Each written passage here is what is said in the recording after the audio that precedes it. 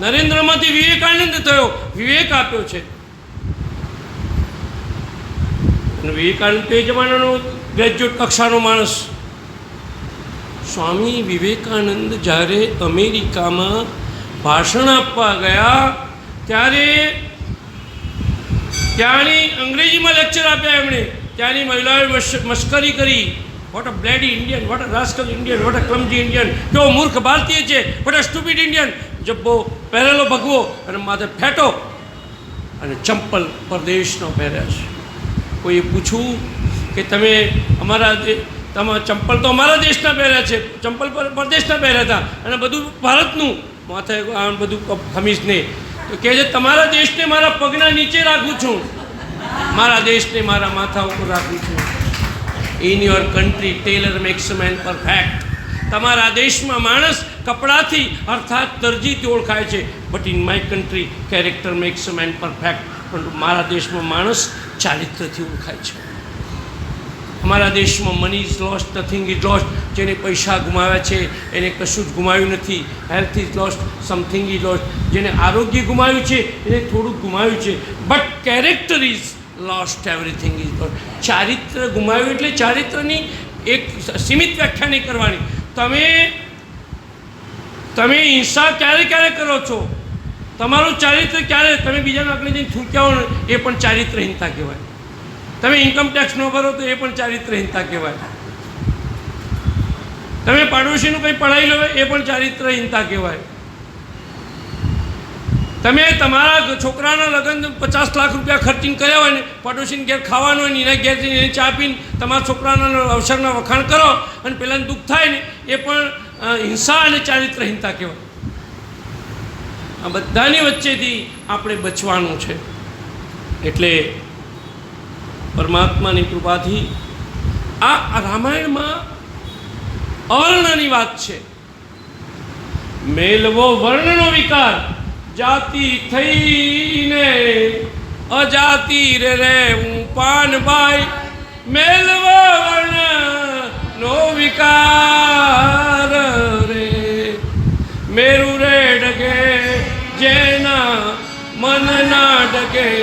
પાનભાઈ ભાગી રે પડે એ બ્રહ્માંડ રે. બ્રહ્માંડ તૂટી જાય પણ જો ભક્તિ જો તૂટવી ના જોઈએ. બધું તૂટી જાય તો ચાલશે પણ ભજન તૂટી જશે. ભજનની રાત જેવી બીજી કોઈ રાત નથી, માયાની વાત જેવી લાત જેવી કોઈ લાત નથી, સંતોની નાત જેવી કોઈ નાત નથી, અને જ્ઞાનીની વાત જેવી બીજી કોઈ વાત નથી. એટલે અવર્ણ છે. કાલે ઉઠીને બ્રાહ્મણો એમ કહેશે કે રામના ગુરુ વશિષ્ઠ બ્રાહ્મણ હતા માટે રામાયણ ઉપર અમારો અધિકાર નહીં. કાલે ઉઠીને ક્ષત્રિયો એમ કહેશે કે રામ અમારા કુળમાં જન્મ્યા છે તો રામ ઉપર અમારો અધિકાર નહીં. કાલે ઉઠીને વૈશ્ય લોકો એમ કહેશે તો ભાઈ અમે સેવા કરીએ છીએ, વેપાર ધંધો કરીએ છીએ, બધાને ઉપયોગી થઈએ છીએ તો રામ ઉપર અમારો અધિકાર નહીં. કાલે શૂદ્ર લોકો એમ કહેશે કે રામ ઉપરમાં ભીલ સબરી કેવટ અમારા હતા, દલિત હતા. ભાઈ અત્યારે ઓબીસી ચાલે છે, બીસી ચાલે, બધા ભગવાનના ત્યાં બધા સમાન છે. ત્યાં કોઈ કેટેગરી નથી, બધા સમાન છે. ચારો ચતુરાઈ ચૂલે પડી, ધીક પડ્યો આચાર, તુલસી હરિભક્તિ વિના ચારો વર્ણ સમાન. તમે સવારમાં પૂજા કરો છો ત્યારે તમે બ્રાહ્મણ છો. તમે તમારા ઘરનું રક્ષણ કરો છો ત્યારે તમે ક્ષત્રિય છો. તમે તમારા ધંધો રોજગાર કરો છો, રસોઈ બનાવો છો, કંઈ નોકરી ધંધો કરો છો ત્યારે તમે વૈશ્ય છો, અને તમારું જ જાજરું તમે સાફ કરો છો ત્યારે તમે શૂદ્ર છો. સીધું ગણિત છે. હું જૂની દિલ્હીમાં ગયેલો ને તો રોહિદાસ, સંત રોહિદાસના, એ તો ચમાર જ્ઞાતિમાંથી, પણ એના મંદિરે ઉતર્યો હતો. શું સેવા એ લોકોએ કરેલી મારી.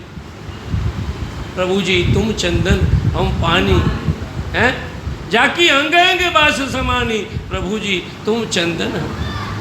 પરમાત્મા સાથે આ તાર મળી જાય તો એના જેવું કશું.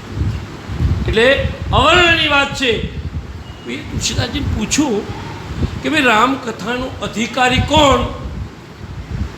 હુ has to right to love the Ramkatha? રામકથાને ચાહવાનો કોનો અધિકાર? કોની રામકથા છે? તો કે છે રામકથા કે તે અધિકારી जिमी सत्संगति है अति प्यारी, जिमी सत्संगति है अति प्यारी.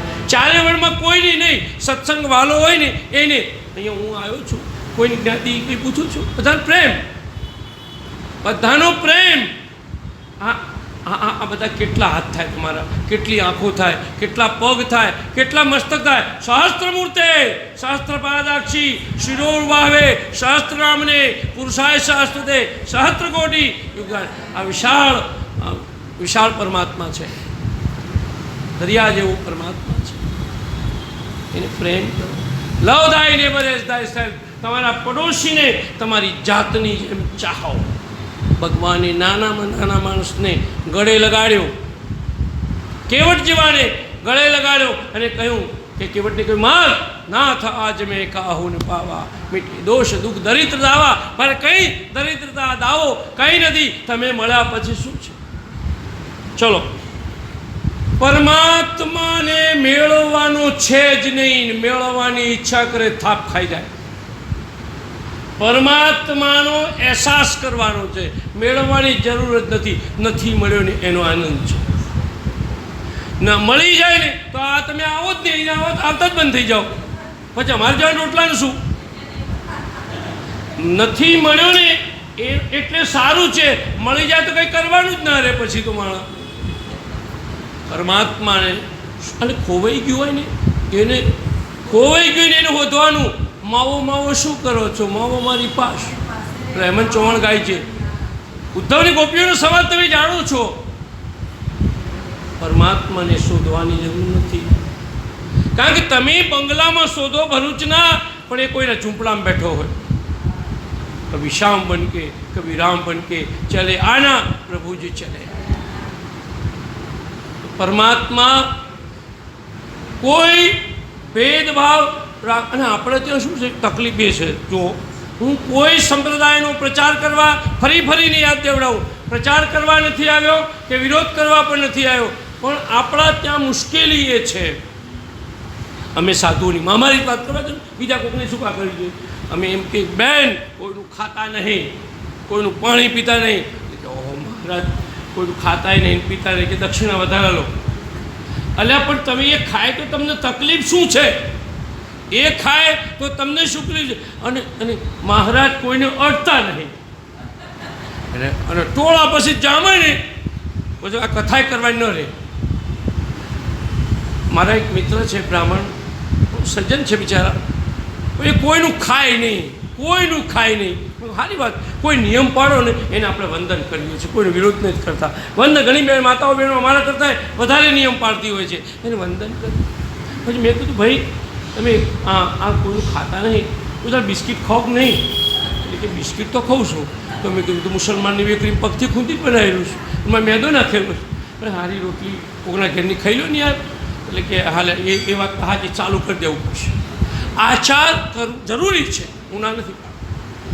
આચાર જરૂરી છે, પણ હવે જેટલી આભણશેટ વધારે રાખીને એટલી સમાજે એને પાછળ દોડે છે. એમ તો દ્રૌપદીના જ્યારે ચીર ખેંચાતા હતા ને, તો દ્રૌપદી રજસ્વલા હતી, એના માસિક ધર્મમાં હતી.